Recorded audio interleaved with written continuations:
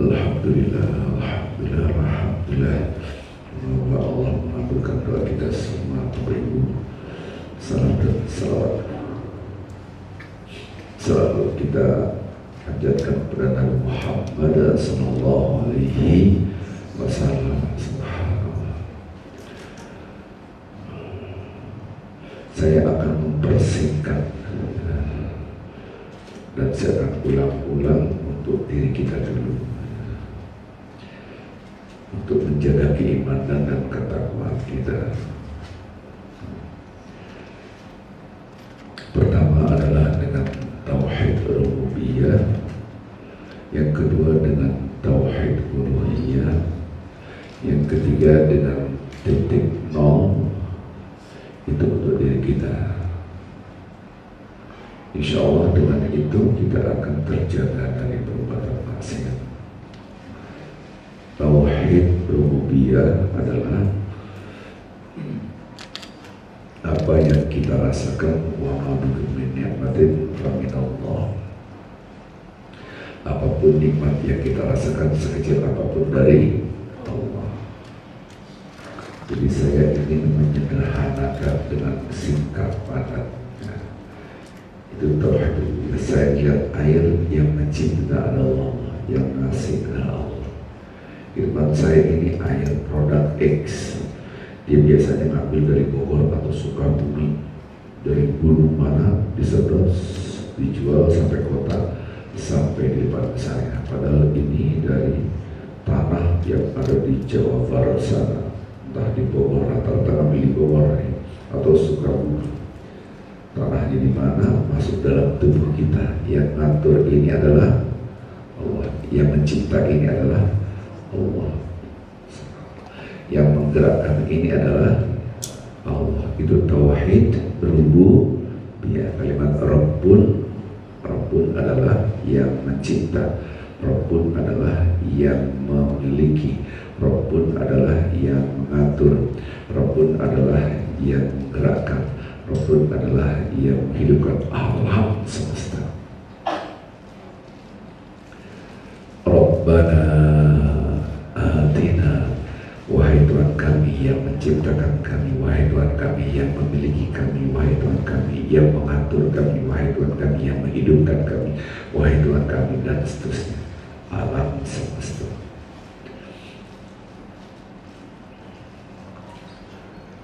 Yang kedua, setelah ini semua dari Allah, yang kedua tauhid uluhiyah.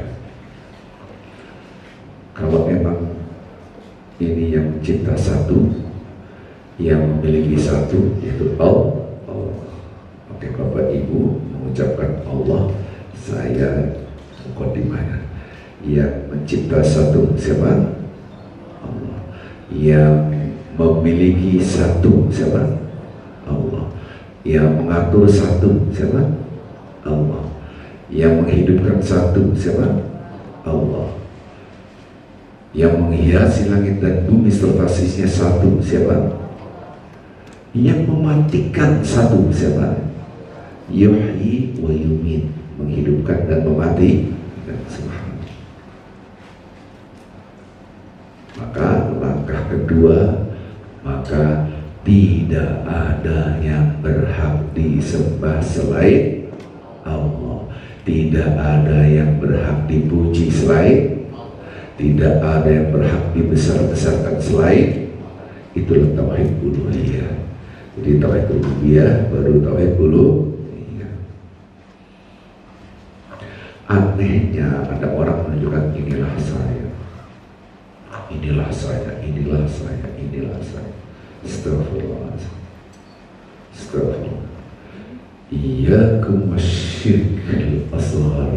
Jauhilah kamu dari syirik kecil. Syirik kecil, walaupun kecil tetap syirik. Syirik kecil itu apa? Riya. Riya itu apa? Menepuk dada, ini saya. Ini sekolahan ini saya bangun, masjid ini saya bangun, rumah anak yatim ini saya bangun, apalagi rumah sakit ini saya bangun, saya. maka gugurlah tauhid uluhiyah. Padahal tadi tauhid uluhiyah tidak ada satupun yang disembah selain, tidak ada satupun yang dipuji-puji selain, tidak ada satupun yang dibesar-besarkan selain. Kenapa gugur tauhid uluhiyah? Karena tauhid rububiyahnya gugur. Tauhid rububiyahnya apa? Ini harta saya, ini ilmu saya punya ilmu, saya pinter, saya cari uang, saya punya perusahaan, saya punya ordernya, saya punya harta, maka saya bangunlah rumah yatim, saya bangunlah rumah sakit gratis, saya bangunlah rumah makan gratis, saya. Padahal semuanya milik Allah. Yang ngasih ilmu, 'allamal insana ma lam ya'lam adalah Allah. Yang ngasih dia fisik, tenaga, dia bisa bergerak, dia bisa melakukan apa-apa adalah Allah. La haula wala quwwata illa billah. Jadi begitu. Jadi nomor satu tauhid rububiyah. Yang kedua tauhid uluhiyah. Asyhadu, aku bersaksi. Asyhadu, aku bersaksi. Saya menyaksikan di depan saya ada apa ini? Ketan serundreng. Serundreng itu nggak sih? Ketan serundreng, Masya Allah. Tadi malam saya kelaparan, gitu. Habis itu diundang, tapi mana makan minumnya di mana nih? Oh sini nggak boleh makan Pak, nggak boleh makan. Buat resepsi, lapar kita. Akhirnya ada apa itu ketan persis kayak gini, tapi bulat-bulat. Boleh dimakan nggak? Daripada ngambil terus nggak boleh kan? Dipegang ini boleh, yang itu nggak boleh. Udah makan, Masya Allah. Ya Allah, kau mau hadirkan ketan sampai perutku. Ini nggak tahu nih ketannya dari Thailand, Vietnam, gitu kan? Karena impor, semua impor. Terus ini jangan kelapanya ini dari Lampung, Jakarta ini kelapanya dari Lampung, Vietnam masuk dalam perut. Subhanallah. Yang ngatur siapa? Allah. Jadi ketika kita melihat sesuatu, bangunlah tauhid rububiyah. Ini dari siapa? Ini milik siapa? Baru Anda yang dipuji hanyalah Allah. Di depan saya ada ini tahu kali. Tahu apa ini? Nggak tahu lah. Tahu aja di tahu apa ya? Taruhlah di tahu. Kus. Ya apalah. Kue sus. Subhanallah. Ini ada telurnya dari ayamnya dipelihara di daerah Bogor ke sana, Masya Allah. Dari telur sampai mulut saya itu siapa yang mengatur? Oh. Maka mata kita ini merasakan, ini kalau ini semua nggak ada gimana? Itu step ketiga, namanya titik nol. Pelan-pelan ini yang susah sebetulnya. Baik, pelan-pelan ya Bapak. Cara menjaganya, dan ini mas, kita sudah tahu la ilaha illallah. Oke, 1, 2, 3, bahasa dibalik. Apa itu? Kita melihat segala sesuatu dari Allah. Apapun dari Allah. Ini supaya mengatur siapa? Satu itu wahid. Mengembalikan pada yang satu namanya tauhid. Saya melihat air dari siapa? Satu. Siapa? Allah. Saya melihat lontong dari yang satu. Ya apapun namanya, lontong, lemper, apalah ya namanya lah gitu kan. Tapi ini bagus ini, kayak kuburan. Bagus kayak kuburan, karena nanti ujungnya titik nol. Titik nol itulah klimaks daripada ibadah. Orang ibadah tidak sampai titik nol, dia tidak akan merasakan nikmatnya ibadah. Ini kan saya ajarkan nanti ya. Saya ulang lagi satu-satunya, menjaga iman dan tak. Banyak orang yang beriman, saya muslim, tapi perilakunya ya begitu.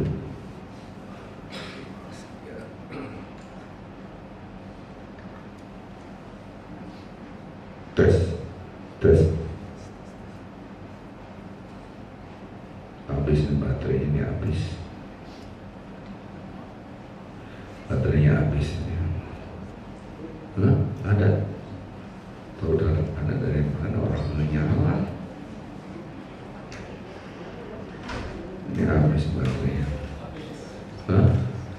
Habis ya? Ini cuma berapa menit? Ini mungkin khusus untuk akad nikah kali. Kalau untuk ceramah lama kalau nikah, saya terima nikahnya deklar cukup. Baik, kembali lagi tadi. Orang beriman, bagaimana jaganya? Al-Quran sudah menjelaskan yuridullahu bikumul yusra wa la yuridu bikumul usra.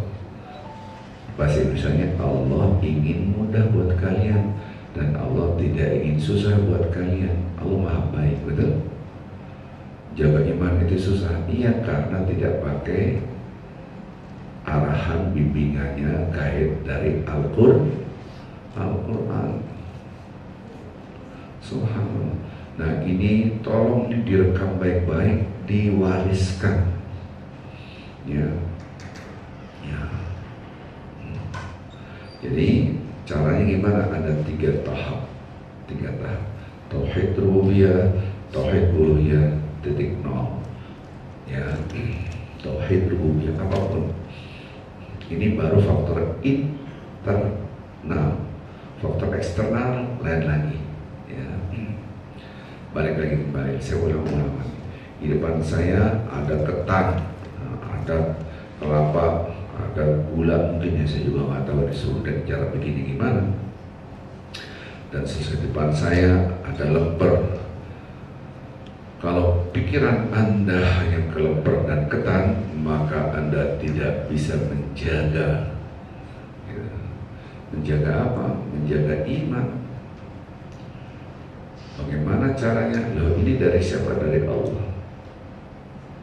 Berarti saya pelan-pelan. Ini ketan, Allah digabung.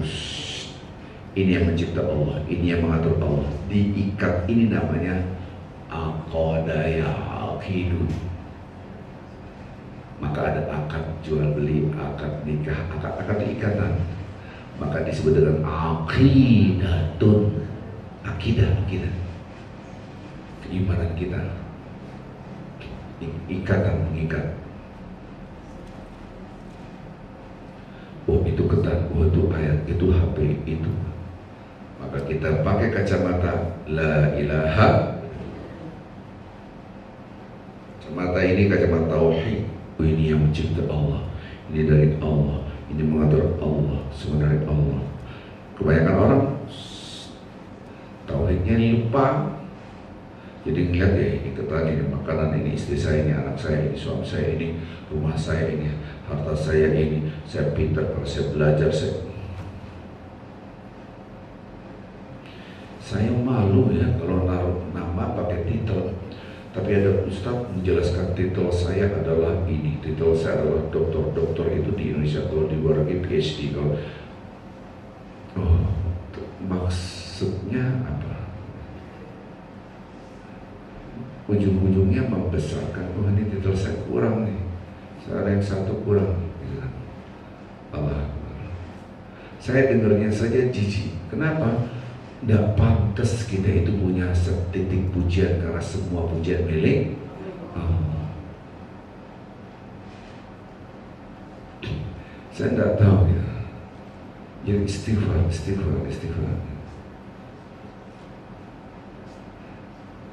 Pernah nggak Bapak Ibu ketemu teman yang sudah bertahun-tahun tidak pernah ketemu, habis itu diajak dugem, berandai-andai.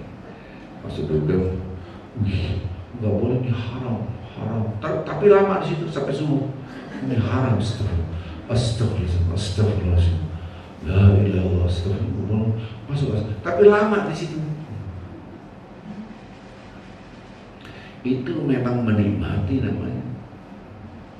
Jadi yang benar gimana? Gak usah yang benar, kita pasti nggak masuk. Apa ini tadi itu? Astagfirullah, aneh pulang deh. Kan gitu betul kan? Saya pulang dulu deh. Sorry, ada urusan apa yang nggak betah. Halo, betul kan? Subhanallah. Ini ilustrasi.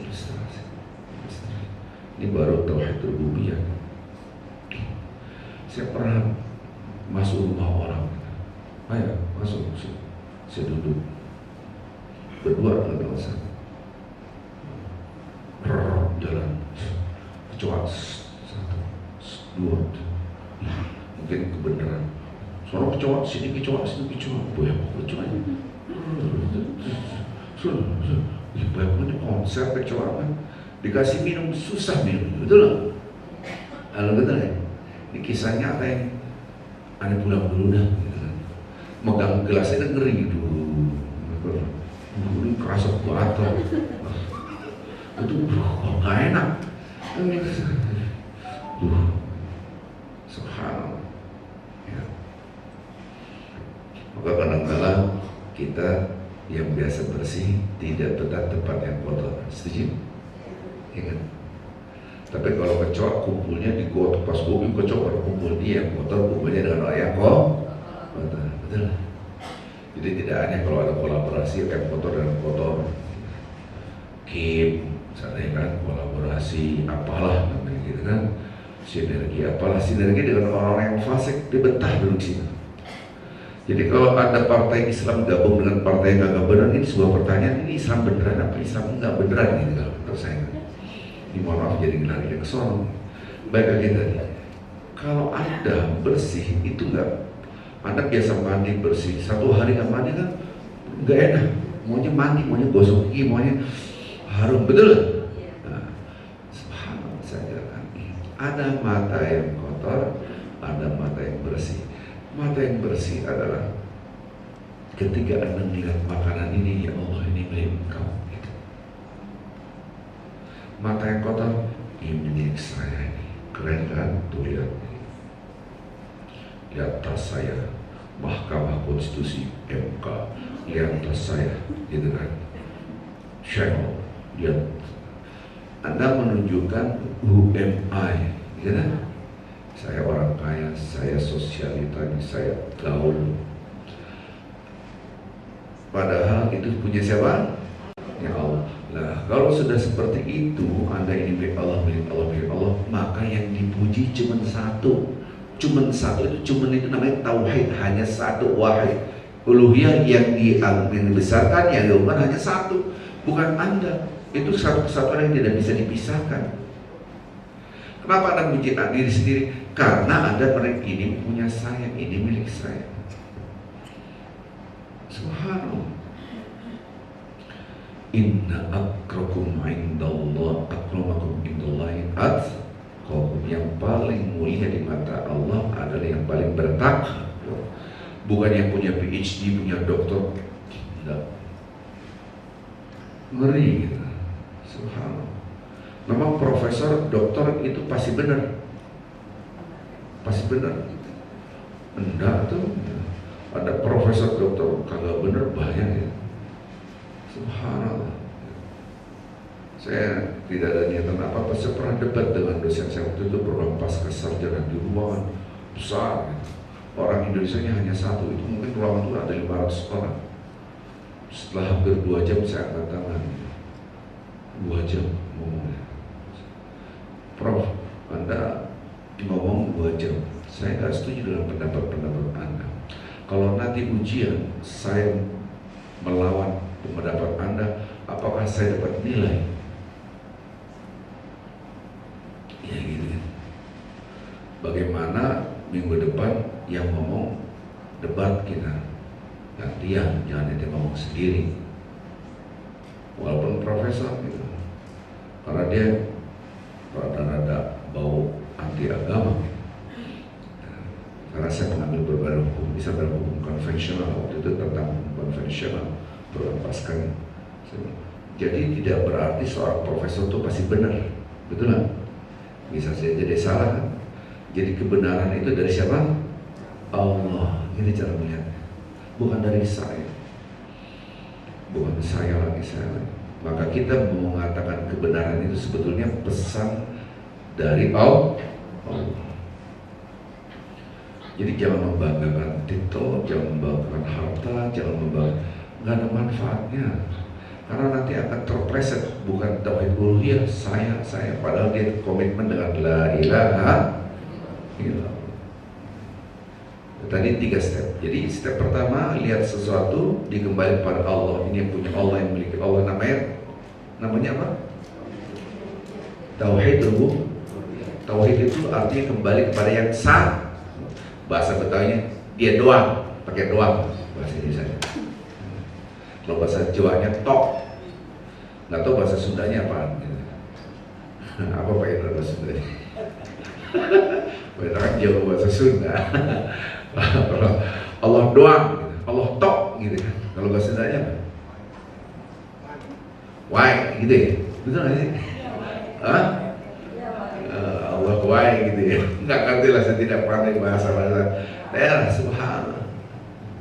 Pokoknya Allah doang, Allah tok, nggak ada yang lain. Itu satu cermin tahu. Hey, rububiyah Rabbun, yang cipta cuma satu, yang mengatur satu itu Allah. Barulah Anda puji hanya satu. Jangan memuji diri sendiri. Orang yang memuji diri sendiri gugur tauhid uluhiyahnya, karena gugur tauhid rububiyahnya. Sampai di sini paham ya? Jelas ya? Ada nggak tukang parkir bangga dengan mobil-mobilnya? Ada nggak? Saya tukang parkir, ini lihat mobil saya, foto dong SIM saya, cek, ada nggak gitu? Nggak ada. Saya pernah keluar, kalau nggak salah di Istanbul atau di mana, jalan, wih, keren banget motornya, kata cewek saya. Bosan sini, situ nempel situ, bisa foto. Astagfirullahaladzim. Bahasa Betawinya orang jijai kali itu motor saya, gitu kan. Apalagi kalau suruh naik begini foto, cek, bohong banget gitu. Tapi ada nggak orang-orang kayak gitu? Wih, banyak jawabannya. Motor bukan motor dia. Subhanallah. Ini kadang-kadang saya heran. Sampai pun itu motor Anda itu milik Allah. Gitu maksudnya. Oke. Satu. Jadi tauhid rububiyah, tauhid uluhiyah, yang dipuji hanya Allah, yang diagungkan hanya Allah, yang dibesarkan hanya Allah. Lihat apa yang saya lakukan supaya ingat gerakan ini, supaya menggunakan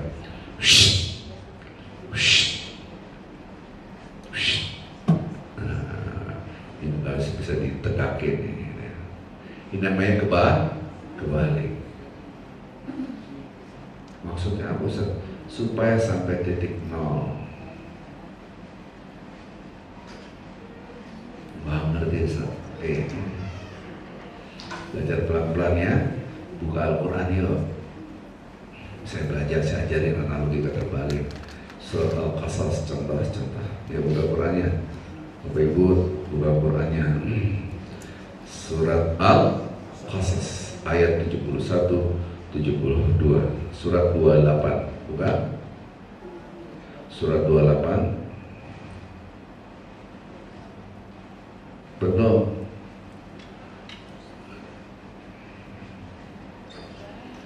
Dah. Allahumma shalli ala sayyidina Muhammad. Surat Al-Qasas, surat yang berapa? Ayat yang berapa? Ayat yang ke-71 disuruh berpikir. Katakan hai Muhammad, qul ara'aitum. Dapat dong, Pak Endro dapat dong nih. Masih geser-geser dapat belum? Masih geser-geser berarti belum dapat. Kalau udah matang dapat belum? Udah. Masih geser. Membayar kurang juga dapat belum? Udah. Ini masih geser belum berarti saya ngeliat jarinya aja. Betul nggak? Nah, udah dapat belum? Udah. Udah begini. Kita katanya belum. Nggak apa-apa. Itu berarti pede pasti dapat gitu kan? Relax ya. Karena ini pelajaran berat. Tapi kalau Anda dapat, Anda akan sholat nangis, baca Quran nangis, zikir nangis. Oh ya, Anda akan mendapatkan hadiah terbesar di muka bumi. Tidak adalah hadiah yang lebih besar dari itu.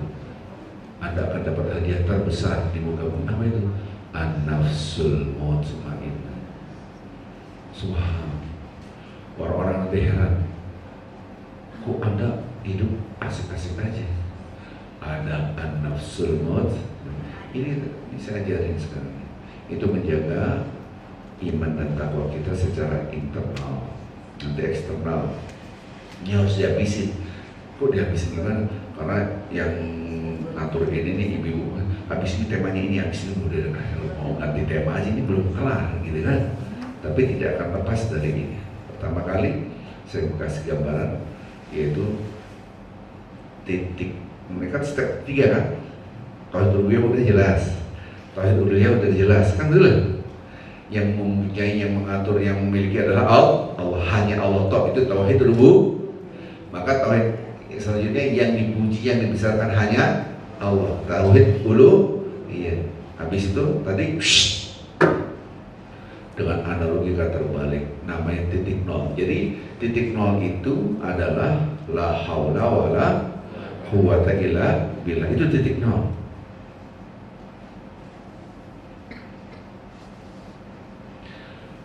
Titik nol itu maksudnya kita ini nggak ada apa-apa, nothing.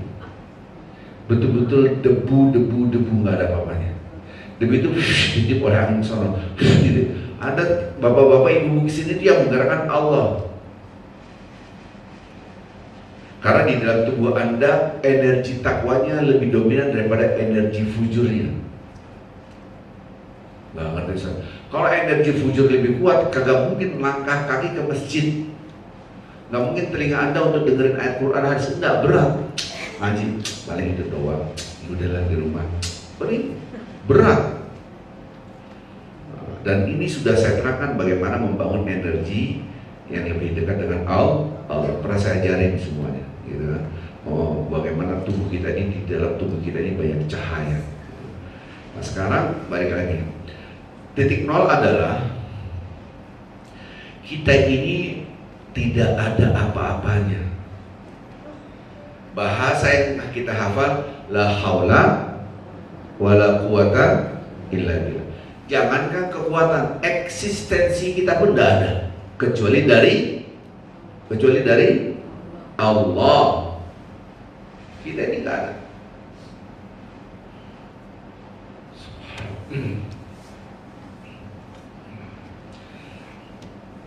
Bapak-bapak, ibu-ibu, kalau kita tidak mengenal Nabi Muhammad SAW, maka kita tidak mengenal ajaran agama Islam, maka kita tidak mengenal Tuhan kita, maka kita hilang keberadaan kita seperti manusia yang beradab. Kenapa? Bisa saja kita ini telanjang sebagaimana saudara-saudara kita di pedalaman. Mohon maaf, itu orang-orang primitif, hanya alfit atau yang kebuka, perempuan yang kebuka, tatoan. Ketika saya pertama kali melihat mereka, wasyhadu anna Muhammad Rasulullah. Kalaulah bukan Nabi yang membawa ajaran Islam, kita mungkin ini sudah terbuka, sudah seperti binatang. Betul kan? Itu harus kita paham. Nyambunginnya ke sana itu tidak mudah. Mungkin Anda melihat orang pedalaman, foto-foto doang, tapi ini tidak diaktifkan. Ini yang saya ajarkan. Anda bisa menitikan air mata melihat sesuatu. Kenapa? Karena saya ajarkan titik nol. Betul, kita tuh la haula wala quwwata illa billah. Maka sampai titik nol, Anda diajak sombong, itu menjijikkan buat kita. Artinya Anda sudah dalam keadaan bersih. Qad aflaha man zakka wa khaba man dasar, untuk bagi membersihkannya. Udah bersih terus diajak yang kotor, ogah. Kira-kira gitu. Yang tadi masuk tempat dugem, aneh pulang deh. Nggak nyaman, gitu kan? Betul nggak? Anda ngeliat kuncur aja, bawa alkohol, perempuan, kayak ular kekek, gitu kan? Sekarang bilang, wow, astagfirullahaladzim, istighfar apa? Ya makanya saya ada video setelah ganti. Saya dulu punya asisten, jadi saya nyetir di samping saya. Saya dengerin ceramah Ustaz Fulan, YouTube buka cek. Astagfirullah, ganti. Kenapa Ustaz? Itu haram. Kalau Ustaznya ngomong gini, saya ini tidak lagi tertarik dengan harta, karena saya pernah punya harta banyak. Saya tidak tertarik dengan popularitas, tidak tertarik sama sekali dengan apapun. Itu bohong, Anda manusia bukan malaikat. Jadi Anda mensucikan diri Anda di depan orang. Sebenarnya ganti YouTube bicara Ustaz yang lain. Padahal itu stok orang dari sama-sama disebut pasti kenal semuanya, tapi nggak usah kepo. Nggak usah kepo. Saya nggak kenapa Ustaz ini bagus dari mana? Itu kata-kata mensucikan diri sendiri. Yang mensucikan itu Allah. Tidak boleh Anda, saya sudah tidak punya nafsu. Emang itu yang malaikat? Saya tidak tertarik dengan harta. Subhanallah. Udah ganti, dia nggak nyambung. Udah selesai satu. Kenapa Anda nggak suka? Bukan orangnya, perkataannya itu menunjukkan itu dia kotor. Kenapa? Anda menunjukkan saya ini malaikat, saya suci. Nggak bisa. Tetap Anda punya hawa nafsu. Betul nggak? Ibu-ibu ibadah apa langsung nggak ada hawa nafsu? Jangan jadi malaikat gitu. Nggak ada. Tetap Anda gendek juga kan malaikat. Nah inilah yang sebenarnya titik nol. Titik nol itu adalah Anda itu nothing. Oh, saya ini kotor, ada hawa nafsu sehingga saya berbuat dosa. Saya ini debu. Itu titik la haula wala quwata illa. Bagaimana sampai titik nol? Lihat. Ini namanya analogi terbalik. Analogi apa? Kiasan, tapi dibalik. Nggak ngerti Ustaz. Dulu belum ada kokain, belum ada ganja, belum ada rokok. Yang haram khamar. Dikiaskan, berarti khamar haram, berarti kokain haram, sama itu. Pokoknya dibaliknya, kebalikan analogi kata, kiasan yang dibalik. Coba kita lihat surat Al-Qasas. Ini cara untuk sampai titik nol, titik la haula wala quwata illa billah. Nanti kalau Anda punya ilmu, oh itu maksudnya, Anda akan terjaga iman dan takwanya. Praktekin dulu. Oke. Di dalam ayat ini, ayat 71, Allah memberikan analogika terbalik. 72 juga Allah memberikan analogika terbalik. Nggak ngerti Ustaz. Redaksi Al-Quran, kul ara'aitum, katakan hai Muhammad kepada mereka, in ja'alallahu alaikum al-lail sarmadan ila yaumil qiyamah. Dijadikan malam terus sampai hari kiamat. Mati gak kita? Mati gak? Yang bingung mati gak ya? Nggak tahu. Mati. Loh kita makannya nasi, beras apa? Ini kan semua tumbuh-tumbuhan butuh matahari, kalau enggak nggak hidup. Halo, betul gak? Gimana mau hijau? Mati kita mati. Udah jelas mati.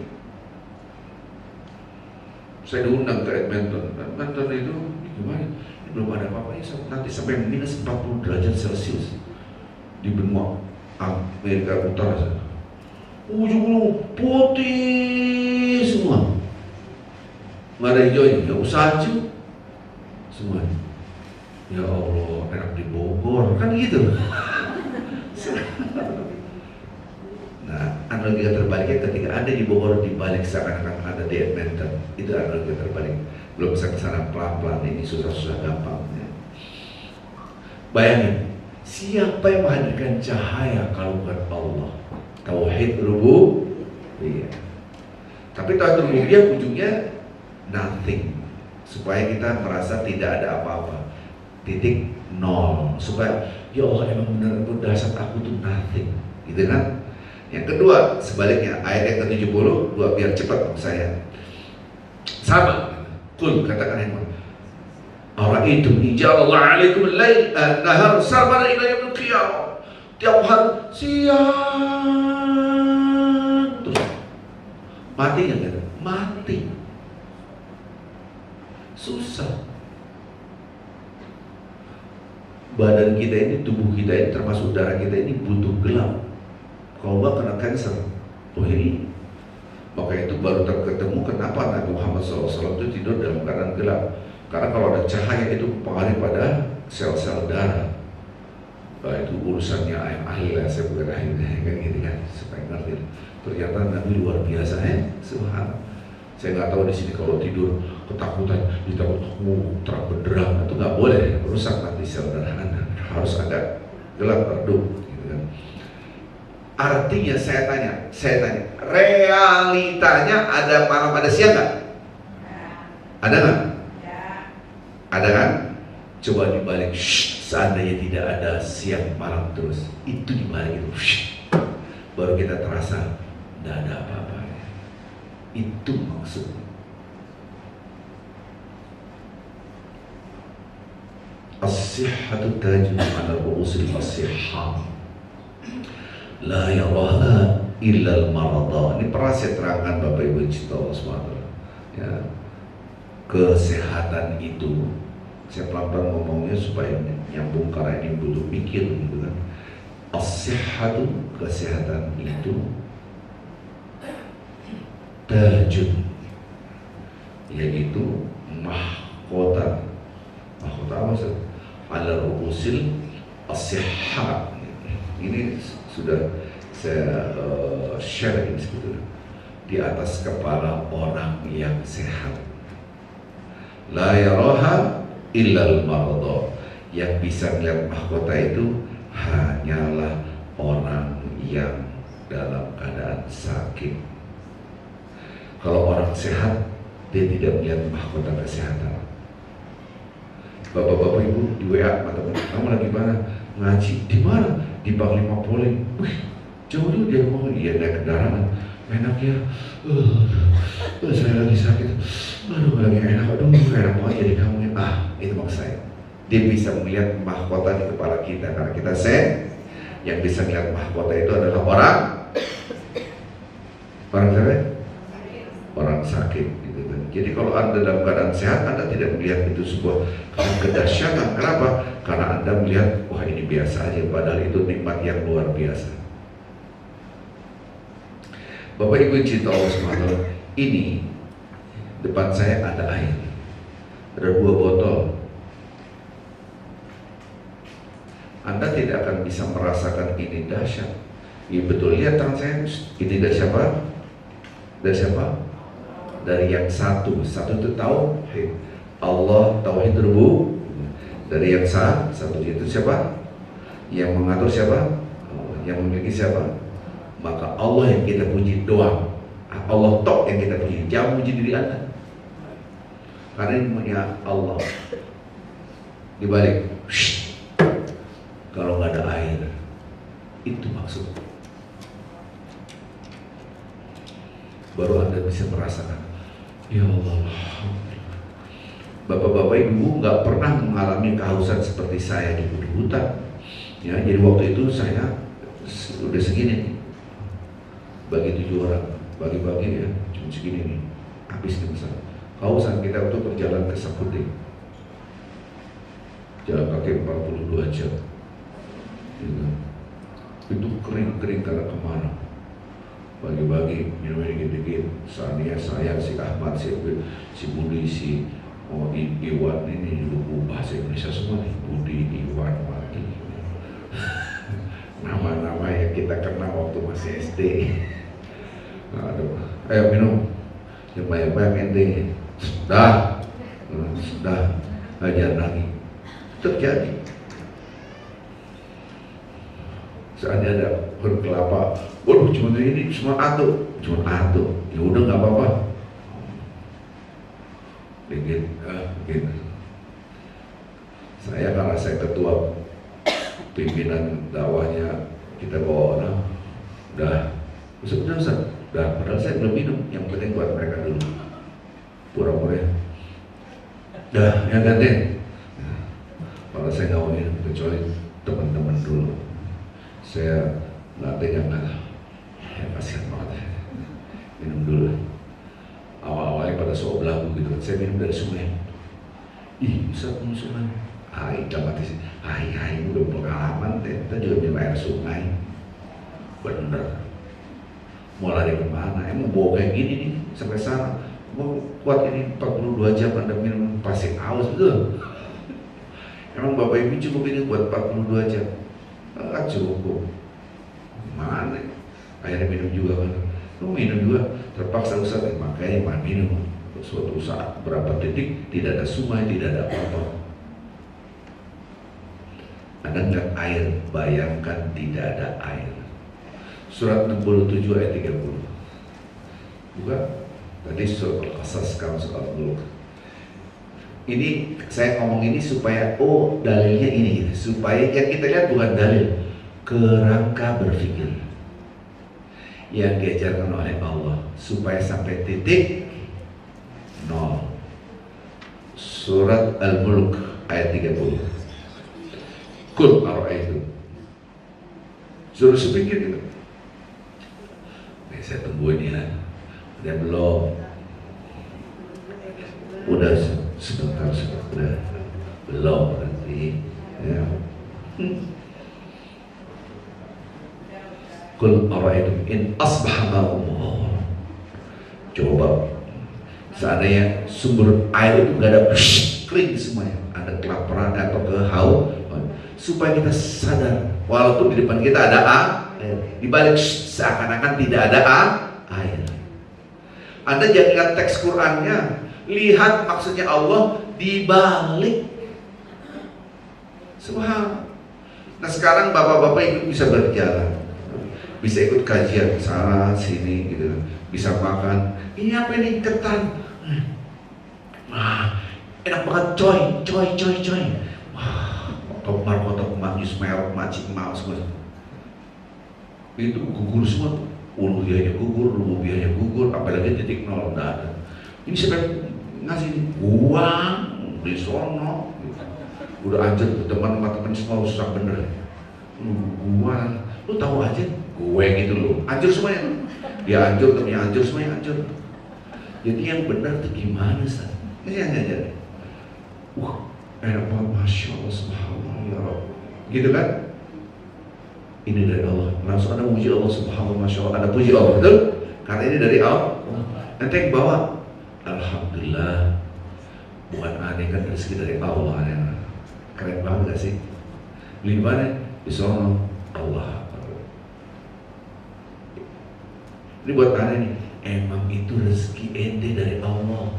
Oh yang pertama dari iya gue beli, ini gue kasih buat lo. Kan kacau banget karena dia merasa beli. Bapak Ibu yang dicintai Allah Subhanahu wa Ta'ala, kalau Anda merasa mengeluarkan uang, merasa bayar, berarti Anda merasa punya. Selesai. Kan pernah saya cerita, anak saya sakit, nggak sembuh. Pernah saya cerita. Akhirnya waktu itu dokter Yamin ya namanya, Allah maghfirlah. Kok kayak gini hasilnya? Astagfirullah. Lalu saya dokternya kaget, gimana saya kagak ngerti gitu kan. Saya lihat hasilnya kan angka-angkanya apaan, saya nggak bisa baca gitu. Akhirnya saya telepon ustaz yang lain, dokter yang lain. Itu mah harus diopnam tuh aneh tuh. Istri penuh Ustaz, rumah sakit penuh. Akhirnya ada rumah sakit, mahalnya taubatan nasuha. Women and children provider hospital. Itu mahalin, ampun. Ada lagi cuma satu kamar, ada udah masuk aja, masuk. Tidurnya doang 1,5 juta. Nggak termasuk obat, nggak termasuk dokter, nggak termasuk infus. Itu kalah dokter bintang 5 gitu kan. 1 hari, 2 hari, 3 hari, 4 hari, 5 hari belum ada progres, masih bawa botol di infus tuh. Dok ini gimana nggak ada progres?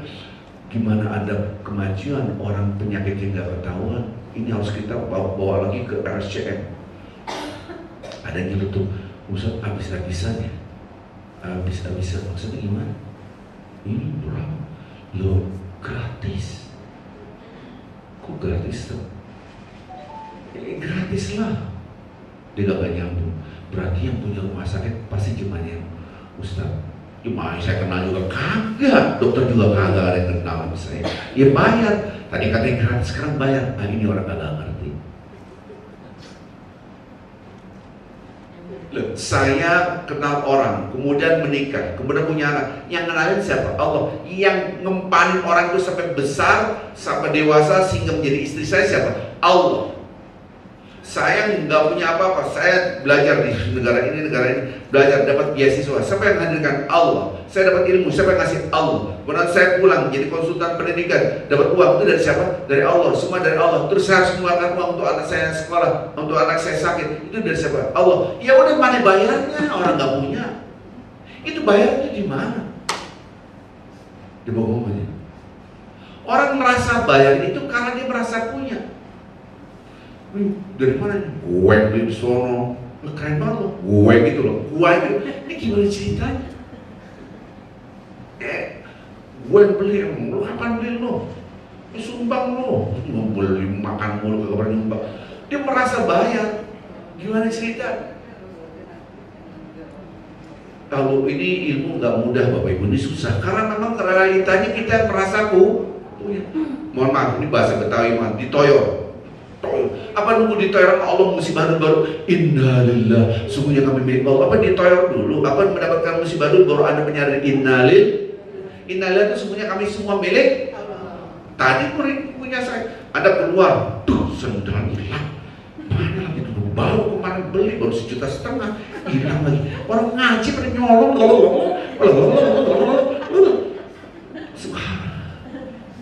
resek banget kalau nyolong. Ngaji apa mesti ngomel karena anda merasa punya. Emang Allah nitipin anda uang segitu, habis itu keluar uang 1 juta yang pakai sengaja sampai hari itu udah kelar. Nah, Allah sudah mentakdirkan seperti ini. Habis itu yang satu juga bilang juga ya, iya saya bilang, saya bilang 1,5 juta. Padahal yang bilang, kok bapak santai aja, udah mati, murah ya sebenarnya. Enggak, cuma 2,5 juta sih. Mahalan dia yang mahal, cuek aja. Apa ini ditoyor dulu? Innalillahi wa inna ilaihi raji'un. Enggak usah ditoyor dulu, dijedotin dulu gitu. Baru Anda sadar musibah maksudnya. Apa yang nunggu musibah dulu baru Anda mengucapkan innalillahi semuanya milik Allah. Subhanallah. Ini kadang-kadang ini. Maka itu supaya Anda sampai titik memang ini milik Allah, diputer. Ini ilmu muter-muter kagak ada nih, pengajian mari muter-muter. Yang ngajarin itu Al-Quran, betul nggak? Bukan saya, itu yang dilihat paradigmanya gitu. Ibu-ibu, bapak-bapak tidak pernah mengalami saya ketika saya hidup di Padang Sahara. Arifin, ayolah ke kampung saya di Padang Sahara. Oke. Ini bukan di Indonesia, di Indonesia di Padang Sumatera Barat, sama Padang satu lagi Pak. Padang Sidempuan gitu. Sampai di sana kota yang sangat kecil di pasar. Habis tunggu di pasar. Ngapain nunggu sini? Gak ada kendaraan Arifin, nunggu 1 hari 2 hari. Hah? Emang gak ada terminal di sini. Nanti kampung saya tuh jauh, nanti ada orang sana bawa mobil, baru kita numpang. Allahu Akbar. Sehari 2 hari baru kita naik yang kapal kedua. Sampai sana nunggu lagi, pakai bagal itu antara keledai dengan keledai dan kuda. Sejam baru sana. Di sini tetangga nggak kelihatan. Kalau Anda mau ke tetangga mungkin jalan setengah jam baru kelihatan titik itu jauh-jauh. Saya mau mandi 2 hari Jumat, mandi seminggu sekali 2 hari Jumat doang. Habis itu pas hari Minggu Jumat besok lusa masih 2 hari lagi. Ini udah kagak betah nih kita kan. Akhirnya mandinya di mana? Kamar mandi kan nggak ada. Hawa talk tuh nanti mau pupis mau di mana terserah. WC kita luas seluas mata memandang. Tinggal kali pakai tutup pernah. Beneran. Subhanallah. Habis itu pas hari mandi seneng ya 1 ember doang, itu 1 ember. 1 ember mandinya gimana? Saya bisa, kalau Anda belum pernah. Jangan mandi 1 ember itu sebulan semua nggak ada air. Gimana ceritanya? Subhanallah. Singkat cerita tuh air keluar, itu disaring lagi tuh air, disaring. Akhirnya nanti itu disaring, jadi udah beberapa plester. Akhirnya disaring untuk minum hewan, belum selesai. Untuk minum hewan-hewan itu kan ada hewan ternak gitu. Subhanallah. Itu ditaruh gitu itu nanti ada burung cari air. Dan saya, ya Allah nikmat banget Indonesia. Oh biur.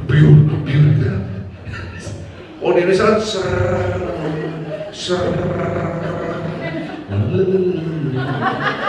Dong ibu sedang banget tawanya.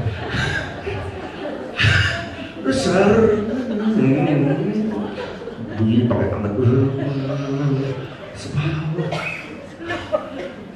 Ibu seneng banget, ya Allah ibu ketawanya. Ngebayangin saya mandi apa gimana gitu.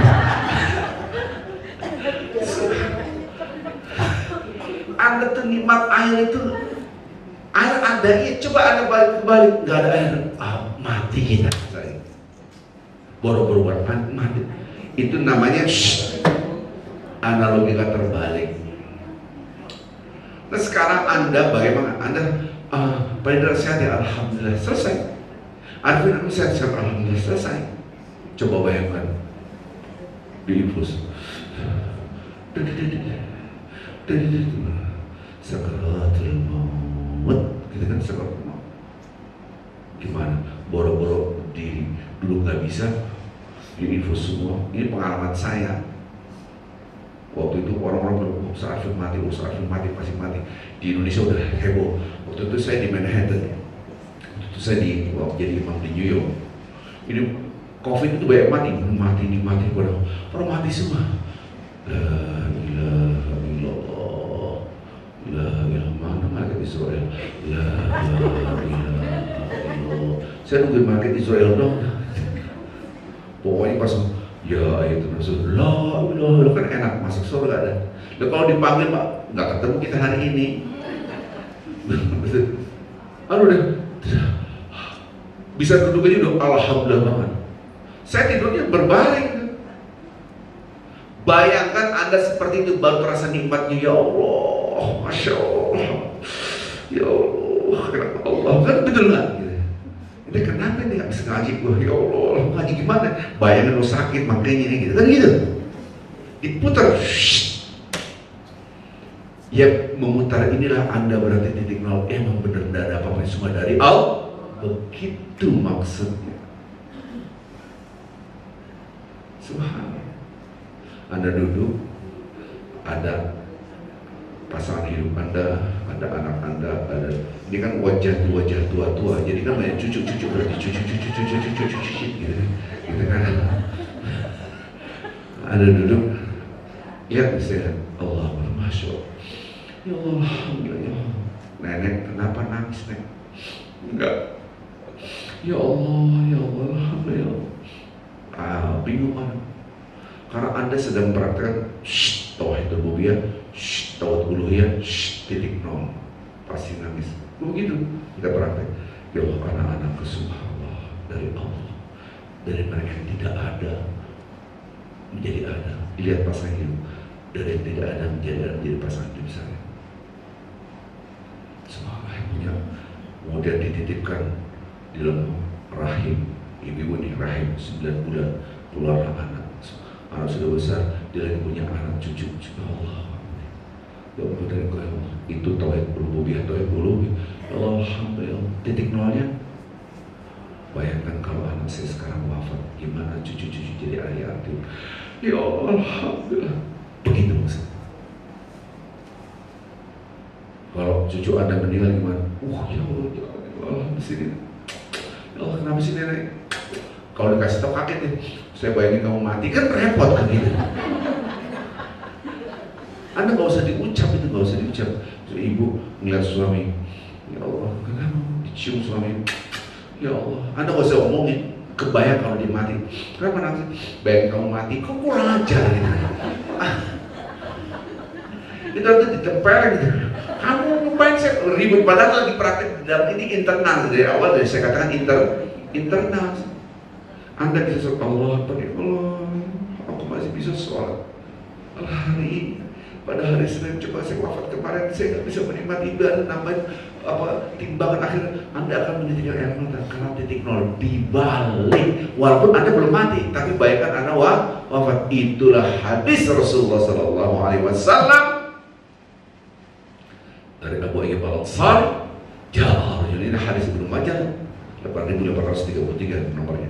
Dan ini udah saya share. Kalau bapak ibu baca, namanya adikku, adik itu APB, Daily Inspiration, gitu kan? Itu saya tulis. Datanglah kepada Rasulullah SAW.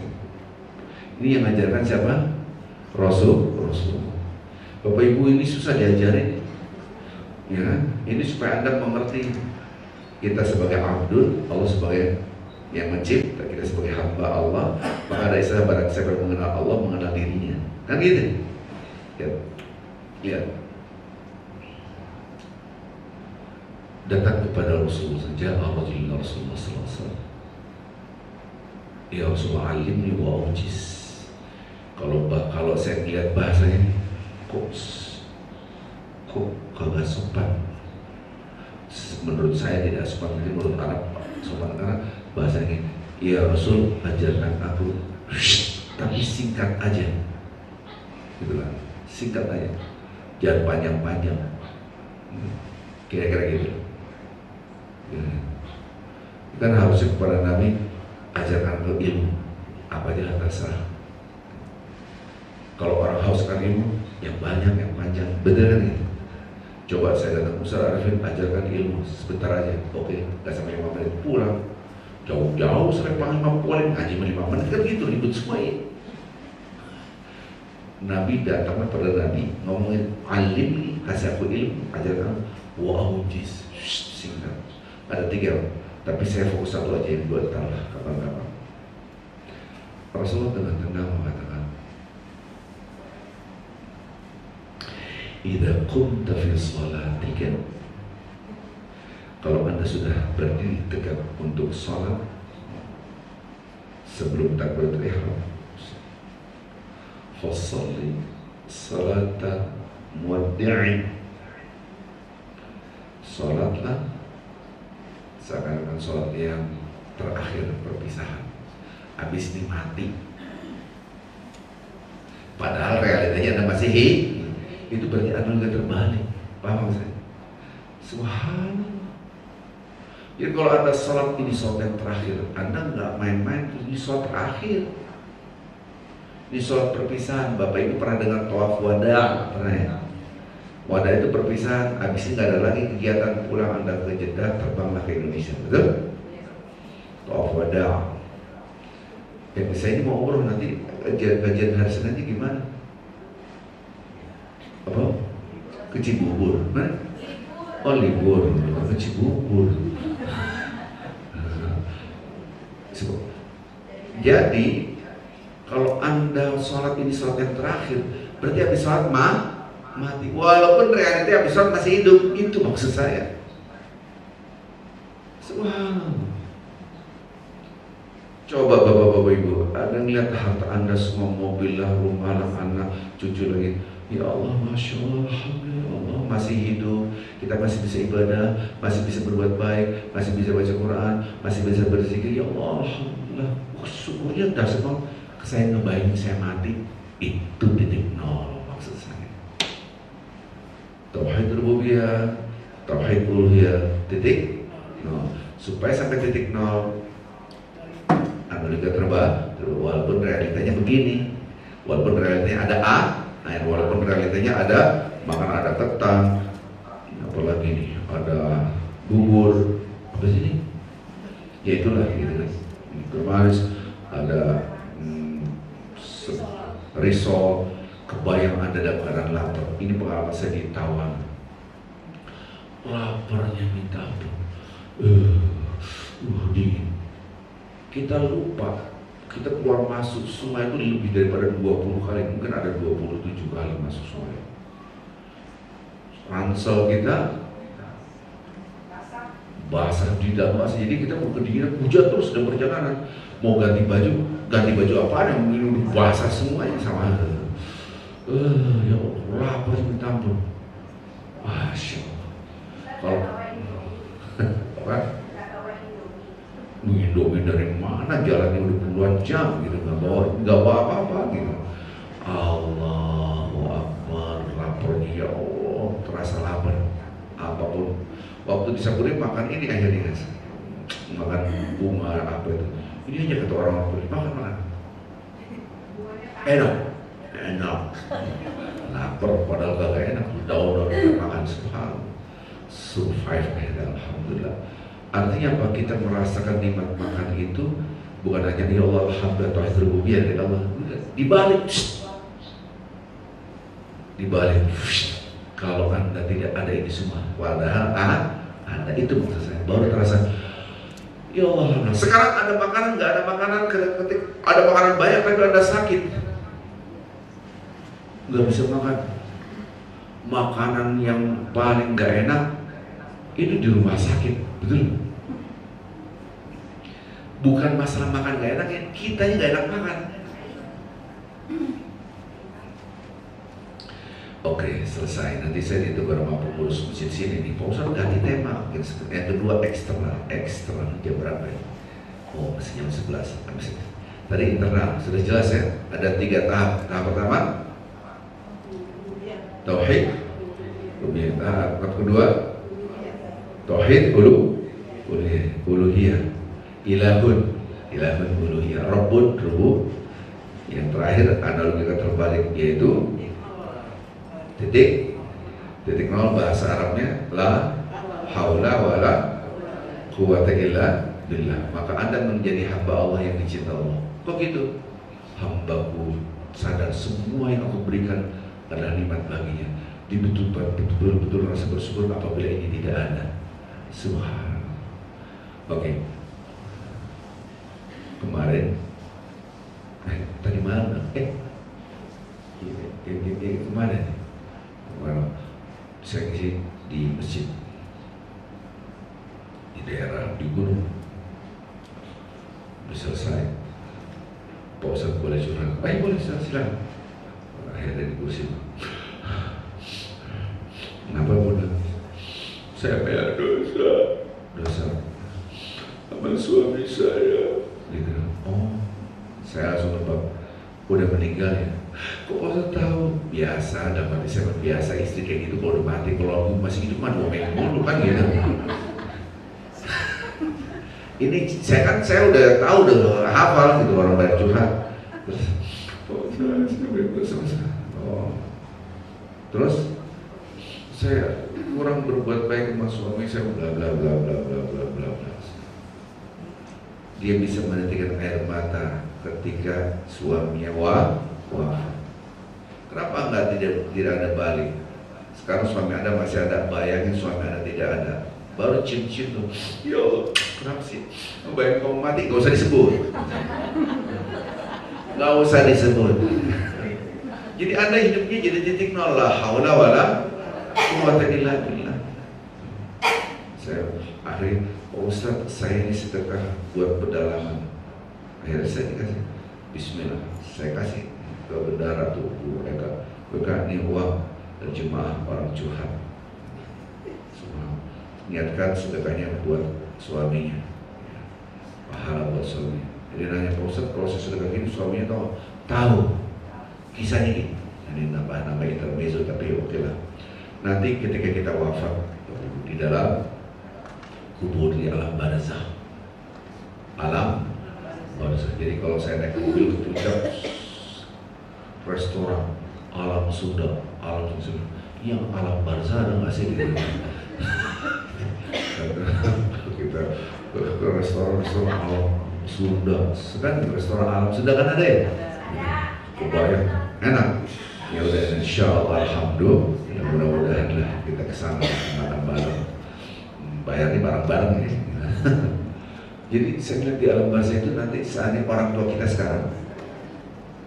sekarang, ketika Anda mendoakan, kita doakan orang tua, itu langsung bentuknya fisik, bukan lagi doa. Doa itu kan abstrak, amal soleh abstrak, pahala abstrak, dosa abstrak, betul nggak? Goib nggak kelihatan ya. nanti di akhirat itu menjadi menjelma. Siapa kamu? Ini makan apa? Bajunya wangi sekali, bagus sekali seperti kerajaan. Ini doa dari anakmu. Begitu.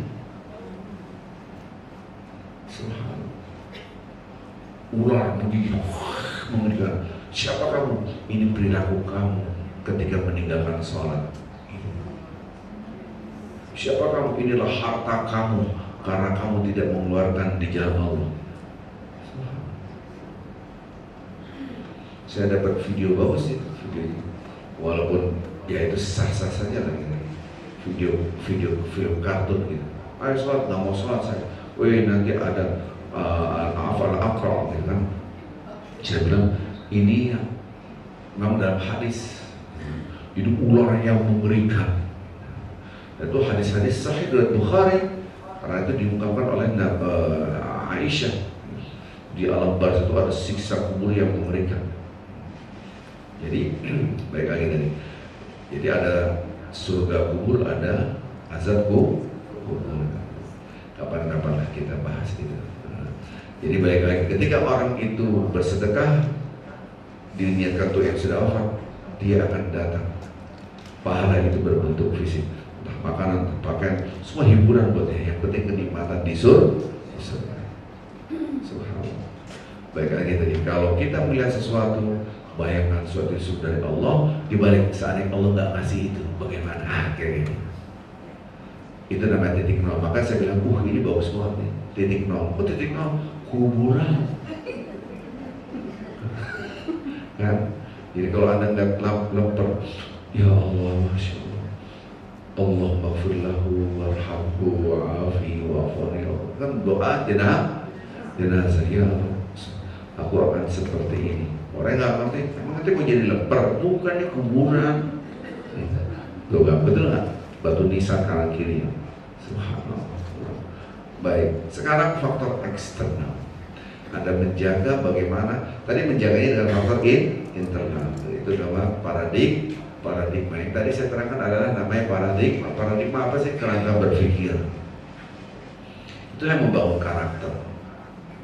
Bayangkan kita kan fokus di dalil dan amal solehnya, kan? Subhanallah. Allahumma sholli. Ini manfaat nggak kita ngobrol begini ya? Tapi kalau nggak manfaat, kalau tidak dipraktekkan, kalau dipraktekkan, Anda akan mudah khusyuk. Titik nol itu bahasa Al-Qur'annya adalah khusyuk. Jadi khusyuk itu bukan hanya di dalam sholat, tetapi dalam kehidupan kita. Faktor eksternal itu adalah keluarga kita, teman kita, kerabat kita. Kalau Anda ingin menjaga diri Anda, keimanan dan ketakwaan Anda, pilihlah orang-orang yang soleh. Kalau kita hanyut dengan lingkungan, hanyut dengan ikut-ikutan. Awalnya ini ada istilah baru, saya juga baru tahu. Ada istilah belok. Gitu. Tadinya orangnya nggak belok, Ustaz. Sekarang udah belok. Apa sih belok? Tadinya laki banget, sekarang udah belok. Laki plus kabar, gitu kan? Itu belok. Kok bisa belok? Maksudnya sudah mulai seperti wanita. Akhirnya sesama laki dia suka. Jadi ada orang curhat, Pak Ustaz saya mau curhat, silakan. Tapi berdua aja, silakan mas. Ya paling umur 23, 24. Ngomong berdua. Gini Pak Ustaz, apa? Saya itu heran melihat wanita secantik apapun itu tidak tertarik. Sampai pun berada perempuan itu cantik tidak berbusana, tidak tertarik. Oh ya? Tapi kalau saya melihat laki-laki itu tertarik. Oh ya? Udah lama belum? Mundur 1 meter saya gitu kan. Subhanallah. Astagfirullahaladzim. Itulah saya mau curhat Pak Ustaz. Aneh. Ada lagi Pak Ustaz. Ini belum selesai udah ada lagi. Apa lagi? Pak Ustaz, kalau saya senang sama orang, boleh nggak diungkapkan? Saya cinta. Jangan. Nama saya I love you dengan kacau. Ampun, itu udah belok. Subhanallah. Pernah saya punya jemaah bapak-bapak, Arifin gimana sehat masuk? Dia dibenerin saya. Terus kacau banget bapak. Tolong bisa ACDC, bisa perempuan, bisa pakai kacau banget. Cuma haji. Jadi bahaya sekali. Sekarang kenapa orang itu bisa maksiat? Karena lingkungan. Lingkungan itu akan mempengaruhi. Rasulullah bersabda, al-mar'u 'ala dini khalili. Orang itu sangat tergantung agamanya temannya. Nabi yang ngomong. Jadi untuk menjaga iman dan takwa kita, gaul dengan orang soleh. Orang soleh. Bapak Ibu pasti mendengar hadis ini dan tidak ada yang bosan, karena itu Al-Quran hadis nggak boleh bosan, betul nggak? Anda baca Al-Fatihah diulang-ulang, betul nggak? Halo, baca Al-Fatihah lagi, nggak boleh bosan karena itu suci. Halo, oh ya benar. Alhamdulillah. Jadi ada orang, ini pasti tahu nih, karena tenar, hampir perawi hadis semua menjelaskan ini. Ada orang membunuh 90. Dia curhat kepada orang ahli ibadah. Salah curhat. Harusnya pada ahli ilmu, bukan ahli ibadah.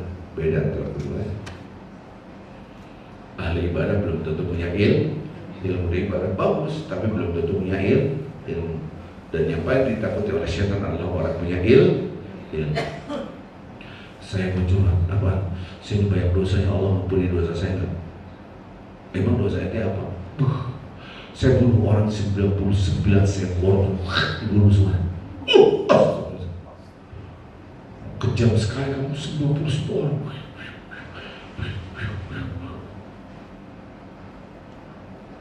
Kamu kayak gitu mah gak diampuni, dosanya banyak banget. Emosi dia, dibunuh itu. Ustaz dibunuh. Jadi lengkap berapa? 100. Allah, 100. Datang lagi ke ulama, ahli ilmu. Bagaimana saya begini-gini, dosa saya banyak, Allah mengampuni dosa. Kamu belum tahu dosa saya apa? Tentunya Allah Maha Pengampun, Maha baik. Kamu belum tahu dosa apapun. Saya udah 100 orang bunuh. Allah Maha Pengampun. Alhamdulillah, dia senang. Nggak dibunuh orang ini. Jangan boleh, supaya senang. Jangan nanti saya dibunuh. Hati-hati dibunuh oleh Raja Jawa. Jangan. Gitu. Kacau banget. Berarti Anda ketua Golkar. Gitu. Jangan jadi orang bahlul lah. Gitu kan. Subhanallah. Udah kita bahas ini, saya nggak bahas politik. Gitu. Jadi saya ngomong Raja Jawa gitu kan. Orang itu sudah membunuh 100 orang. Anda jangan lihat teksnya. How to solve the problem, jangan lihat teks. Lihat approach-nya. Bagaimana pendekatan untuk menjadikan solusi. Apa? Nama ini, kamu di sana banyak orang soleh, pergi ke desa sana, gaul dengan orang soleh. Oh sudah tobat, oke tobat. Berarti dia mendapatkan iman dan ketakwaan dong. Sekarang tinggalin tempat ini, gaul pasang. Karena tempat ini orang-orang, hebat banget, merasa jagoan, bunuh lagi, keren, memuji terus, keren. Lama-lama membunuh lagi, keren emang jagoan deh, nggak ada kalahnya, jawara. Ya bunuh orang, bunuh terus. Gak ada yang dipuji lagi. Akhirnya jadi Raja Jawa. Yang muji-muji jadilah teman-temannya Raja Jawa semua. Gitu kan. Jawa sana nggak tahu. Bukan saya menghina orang Jawa, ini dia merasa Raja Jawa, padahal beraja. Bentar lagi juga kelar, gitu kan. Ya. Subhanallah. Amin ya robbal. Amin, kelar dari sini, gitu kan. Mudah-mudahan saya tuh mau biar kerasa gimana rasanya 10:9 surat Yunus ayat 90. Baik, akhirnya apa? Solusinya Anda meninggalkan daerah ini ke daerah yang banyak orang soleh. Wih, dia menuju. Oke gitu ya? Iya, saya tobat. Mati di perjalanan mati. Malaikat langsung, ini jatah saya masuk neraka kamu. Malaikat penghuni surga yang jaga surga, enggak, ini jatah saya, ribut. Dia udah tobat, iya tapi kan dia mau bunuh orang.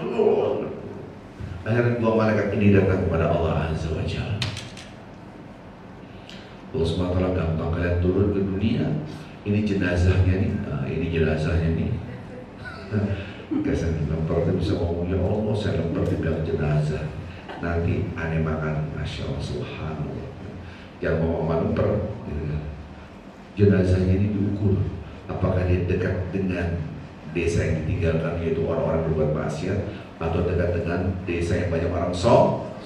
Kalau dia dekat dengan desa yang dengan orang maksiatnya, masukkan ke neraka. Kalau dia dekat dengan orang desa atau negeri yang dituju, yaitu orang soleh dekat, maka dimasukkan ke surga. Diukur, beda cuma sejengkal dia lebih dekat dengan negeri yang dituju.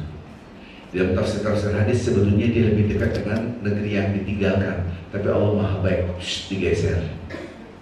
Bukan berarti meninggal geser dikit bentar, bukan itu. Allah yang ini itu mau jenazah suruh geser.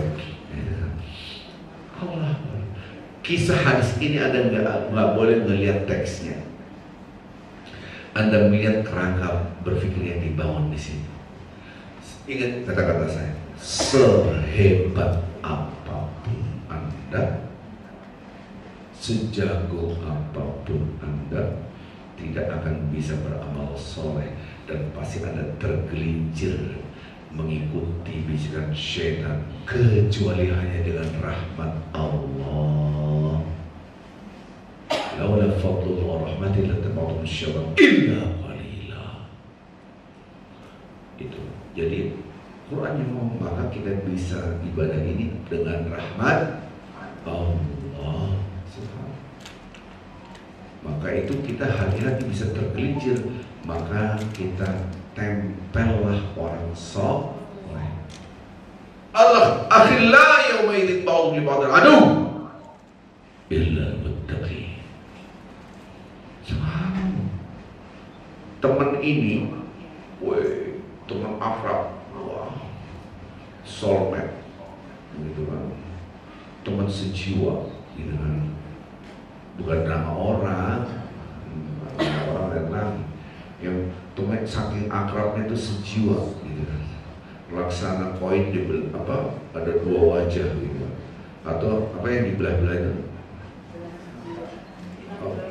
pinang dibelah dua, gitu kan. Saya nggak tahu pinang mana, kalau pinang kalau mana.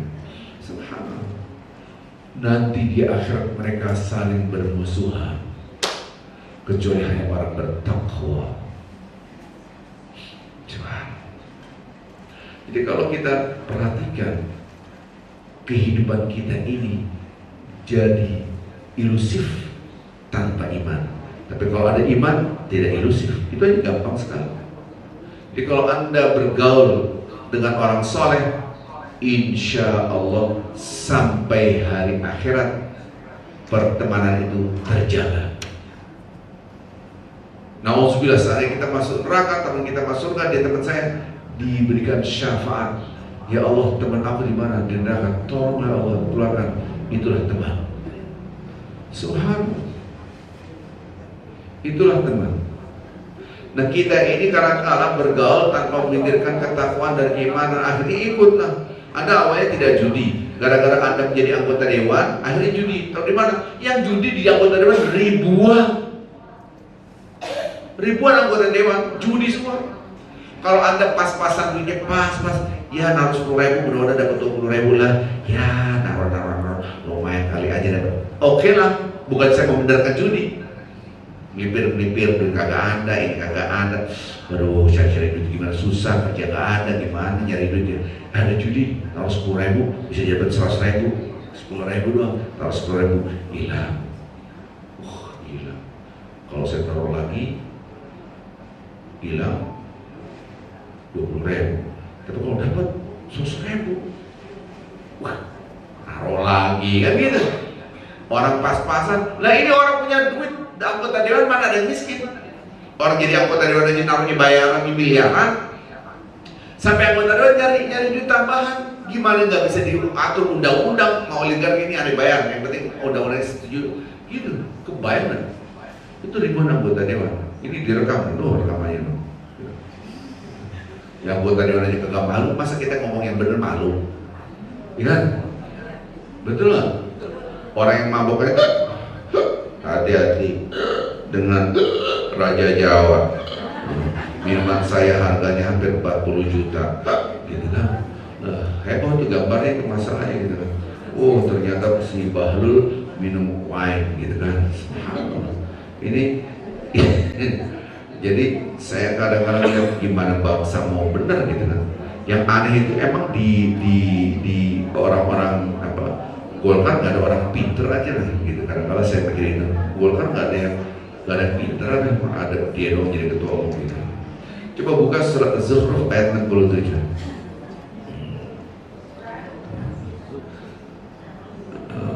Coba ibu-ibu dilihat ya, surat Az-Zukhruf ayat 67 yang tadi saya bacakan. Surat Az-Zukhruf ada surat yang 43 ayat 67. Dapat? Saya tungguin sampai jemarinya diam gitu kan. Kalau jemarinya belum diam ya saya tungguin aja gitu. Surat ke berapa? Surat ke 40 ayat yang ke 67. Sudah dapat?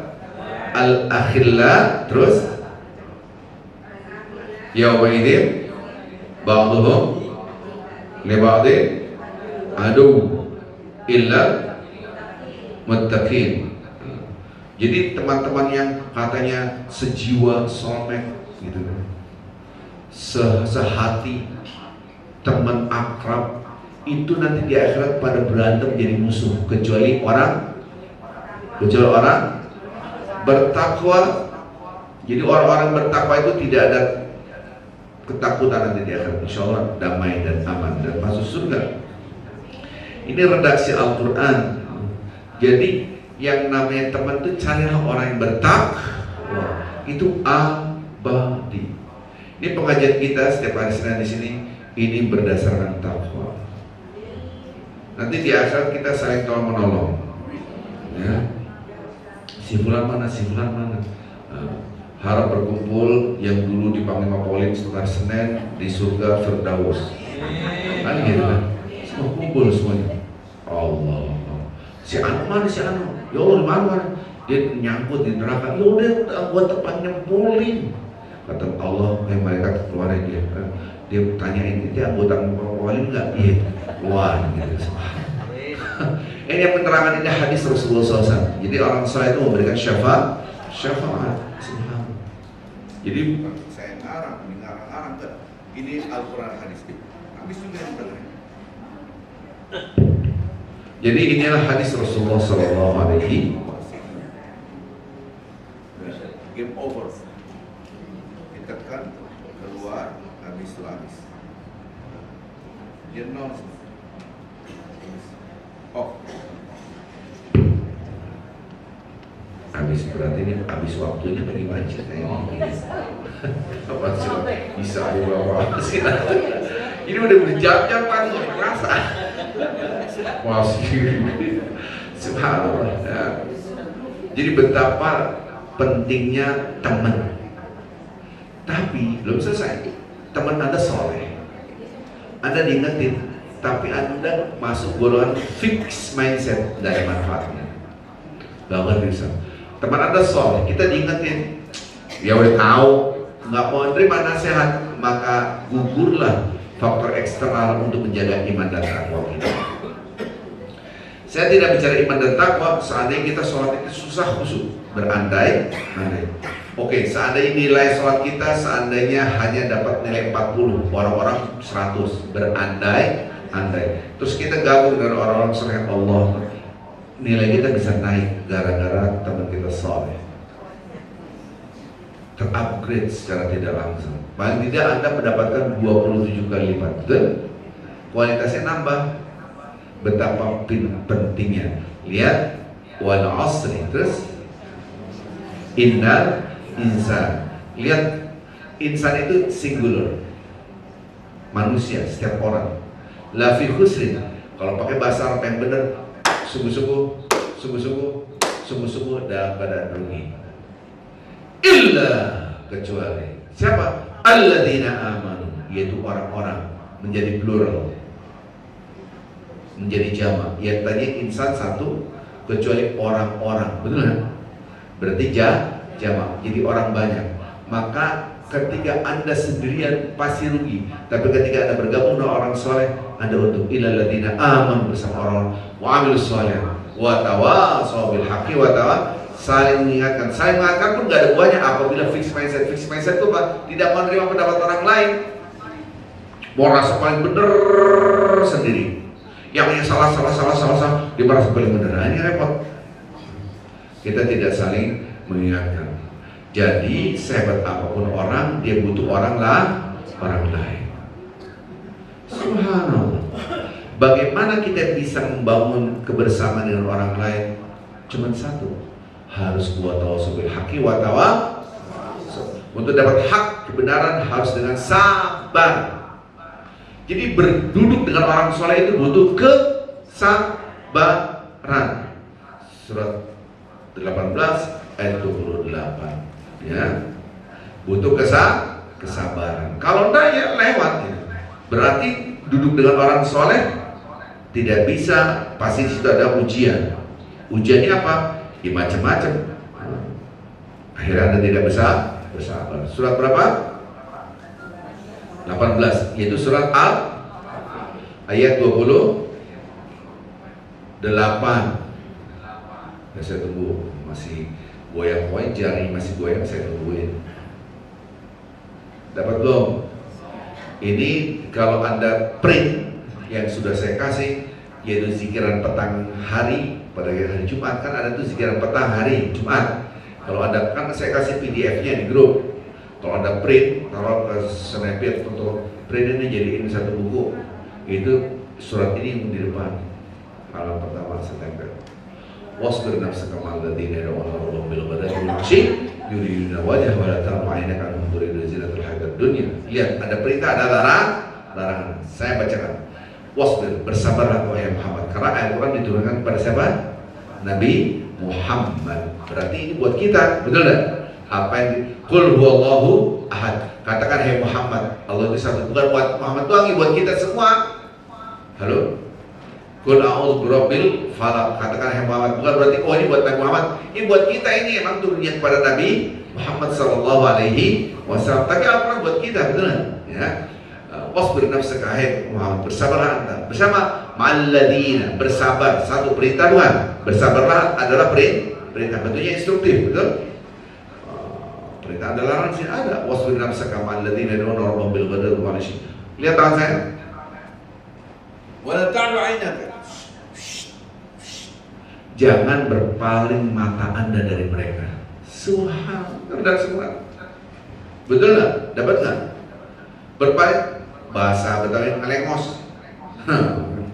Ngelengos aja nggak boleh melihat orang. Kira-kira gitu, lihat redaksi. Wala ta'du 'ainaka hum turidu zinatal hayatid dunya wala tuti' man aghfal. Ada larangan lagi. Jangan ikutin mereka yang dilupakan oleh Allah tentang Allah. Wow, saya ngaji apa shopping rojim gitu kan? Atau saya ke mall, apa ngaji ngomol, apa ngaji gitu kan? Ayo ngopi di sini nih, di Starbucks. Wah, itu jelas nerakanya tuh. Karena Starbucks itu pendukung LGBT.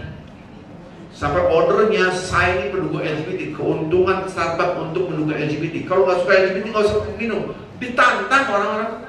Terkenal kata-katanya. Ini sebelum saya bicara Gaza, Zionis. Belum lagi nanti duitnya untuk pendukung Zionis. Gimana Anda makan minum di Starbucks itu lebih haram daripada Anda makan babi di rumah Anda? Oh iya, karena Anda makan minum di Starbucks itu membunuh orang Palestina dan mendukung gerakan LGBT yang terlaknat LGBT. Kalau Anda makan babi, Anda dosa Anda, urusan Anda pribadi, itu urusan Anda pribadi. Bang, bakso bang, oke, pakai minyak babi dikit ya, itu urusan Anda itu. Itu urusan Anda dengan Allah. Tapi Anda masuk Starbucks, masuk McDonald, gitu. Urusan Anda dengan umat. Anda mendukung LGBT namanya. Anda mendukung Zionis gitu. Ini berandai-andai. Semua, udah saya ke mall aja dah. Hah? Anda jangan palingkan mata Anda dengan orang-orang yang sedang berzikir. Kita ini masih berzikir, betul? Ingat Allah, Al-Quran hari sebegini. Jangan palingkan mata Anda. Mata ngelewat saja nggak boleh tuh. Nah, berpaling penglihatan kita tuh. Dan jangan ikuti mereka yang lupa Allah. Saya tidak tahu dulu background ibu-ibu ikut pengajian kah atau dulu masih sekali ikut pengajian. Saya nggak tahu gitu kan. Subhanallah. Dua-duanya. Allah Akbar. Artinya gini Bapak Ibu. Alhamdulillah. Tapi Anda duduk di sini harus sabar. Bersabar itu bersama orang yang soleh. Cara sabarnya gimana? Saya jadi dokter. Cara sabarnya Anda harus punya kacamata paradigma yang berbeda. Saya gini, mau tawaf. Baik kita nanti tawaf saya oke. Allahumma antas salam, minkas salam, wa masuk Masjidil Haram. Pas masuk, banyak banget Ustaz. Saya berhenti. Berhenti. Saya kumpulin. Anda ngeliat tawaf orang banyak langsung ketakutan. Kacamatanya dirubah. Subhanallah. Kacamatanya dirubah. Setiap orang ini, orang-orang yang sedang berzikir itu malaikat-malaikat sampai ke langit semua. Semua orang berarti betapa banyak malaikat-malaikat rahmat itu sampai ke langit. Anda tinggal nyemplung di lautan yang penuh energi dari ilahi. Energi yang sangat sakral sekali. Jadi kita nyemplung di lautan yang begitu, semua orang berzikir mengingat Allah. Dan itu ditempel malaikat setiap orang. Dan ini berapa banyak manusia. Masya Allah, cara ngeliatnya gitu. Orang yang berzikir itu Bapak Ibu itu malaikat datang lagi, gak berhenti. Kalau nazalah, gini nazalah. Itu nazalah. Kalau tak nazalah, Surat Fussilat ayat 30, ayat 31, ayat 32 dan seterusnya. Surat 1. Jadi cara melihatnya. Jadi kalau Anda melihat orang soleh, apalagi solehnya dia sudah mempraktekkan tauhid rububiyah, tauhid uluhiyah dan titik nol.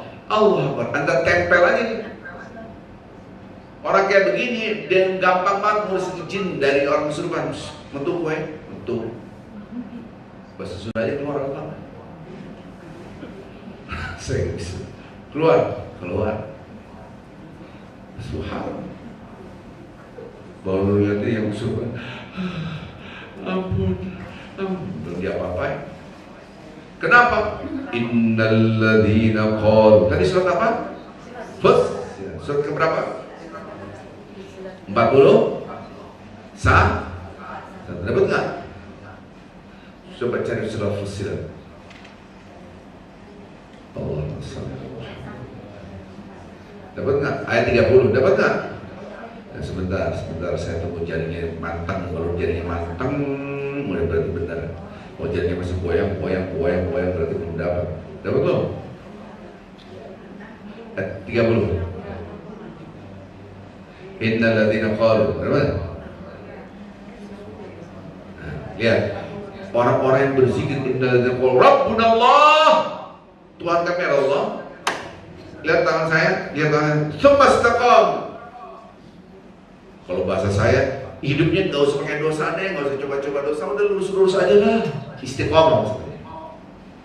Jadi dia berzikir, ini Tuhan kami adalah Allah. Itu tauhid rububiyah. Rabbunallah, Rabbunallah, Rabbun kan innalladzina qalu Rabbunallah.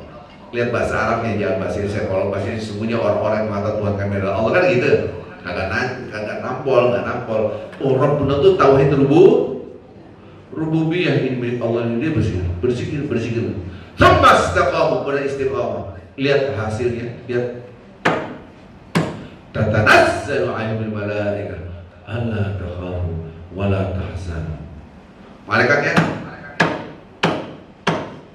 itu tatanazzalu, turun.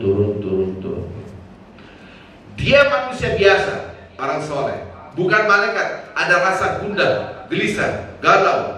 Kemudian dibisikkan oleh malaikat, jangan sedih, jangan galau, jangan takut. Karena dia bukan malaikat, punya perasaan juga. Betul? Kamu gak ngerti perasaan aku. Tenang, kira-kira gitu. Jangan sedih. Itu redaksi Al-Quran. Alla takhafu wa la tahzanu wa abshiru bil jannati allati kuntum ta'udun. Maka itu orang soleh itu obsesinya akhirat. The big dream and hopes hanyalah akhirat. Besar harapannya dan impian terbesarnya adalah akhirat. Karena dunia cuma sebentar, cuma 2 jam maksimal. Oh, itu 2 jam gimana?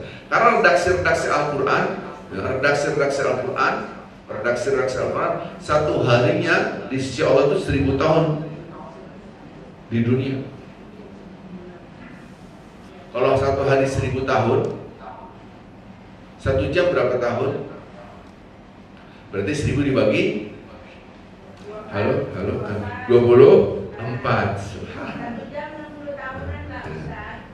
Enggak, kebanyakan tuh 41 tahun. Nah kalau 60 tahun itu 1,5 jam. Rata-rata orang 80 udah game over. Oke, kita lempengin 80 tahun, berarti 2 jam Anda hidup. Begitu cara lihat. Subhanallah, maka bersabar kita, ya. Alhamdulillah. Jadi orang soleh itu melihatnya, ini setiap bapak-bapak ibu dari rumah sini sudah didampingi malaikat. Kita kumpul malaikat, karena masanya nggak kelihatan. Coba Anda masuk dugem, kelihatan setannya, Anda kabur dulu. Astagfirullah. Setannya kanan kiri belakang banyak banget. Subhanallah. Makanya saya tuh nggak ngerti kalau ada parpol tuh gabung dan setan-setan tuh gimana ceritanya gitu. Dia nggak punya basirah lagi. Saya bertanya, ini kekurangan basirah. Basirah cahaya hati. Melihat sesuatu itu dengan basirah, dengan bukan dengan telanjang. Oke, Anda berpolitik, tapi tetap ada kaidah-kaidah Al-Quran hadis. Gak bisa Anda langkahi itu semua. Ini menurut saya, curhat saya, gitu kan. Surat karena nyesel gitu. Baik, ada pertanyaan? Alhamdulillah. Silakan, ada yang bertanya. Sebelum ditanya malaikat Israel, malaikat Munkar Nakir.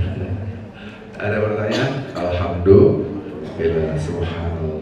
Oke. Tahap pertama adalah tauhid rububiyah. Tahap kedua adalah tauhid uluhiyah. Yang ketiga titik nol. Cara supaya sampai titik nol adalah dengan analogika terbalik. Subhanallah. Itu internal. Eksternal kita gaul dengan orang. Cara melihat orang soleh di situ dengan orang-orang, dengan makhluk-makhluk Allah yang soleh itu para malaikat. Surat Fussilat ayat 30. Subhanallah. Ya. Subhanallah. Baik. Ada orang cantik jelita, ini dalam kitab, udah ratusan tahun hampir kita bahas ini. Suaminya welek tenan gitu kan, jelek. Ini kisahnya dalam kitab kita. Hampir buku ini cerita. Ini kita bukan 100 tahun yang lebih. Kisah ini terkenal. Kamu mau kawin lagi? Kata orang, saya ini banyak dosanya, saya menikah dengan dia, saya sadar dia itu orang soleh dan saya ingin bahagia di akhirat kelak. Apa artinya ini? Itulah akhirnya menjadilah sebuah kisah dari mulut sampai ulama-ulama menceritakan kisahnya. Subhanallah. Ini pentingnya kita mudah-mudahan kita, keluarga kita, anak keturunan kita menjadi orang yang saleh. Amin ya rabbal alamin. Itulah yang membahagiakan nanti di akhirat. Karena sehebat apapun teman, tapi tidak ada kesolehan, maka dia menjadi musuh di akhirat. Betul? Surat Zukhruf yang tadi ya kan? Surat Zukhruf. Alhamdulillah, kita terus berkafaratul majelis. Subhanakallahumma bihamdika asyhadu an la ilaha illa anta astaghfiruka wa atubu ilaik. Assalamualaikum warahmatullahi wabarakatuh.